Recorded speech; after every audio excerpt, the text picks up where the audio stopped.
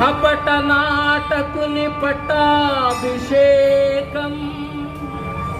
కలుగును తాత్కాలిక శోకం భీకర కానన వాసారంభం లోకోద్ధరణకు ప్రారంభం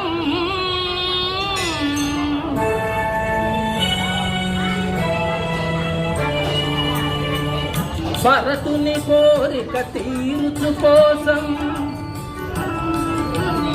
భరతుని కోరిక తీర్చు కోసం పాదుకలసగే ప్రేమావేశం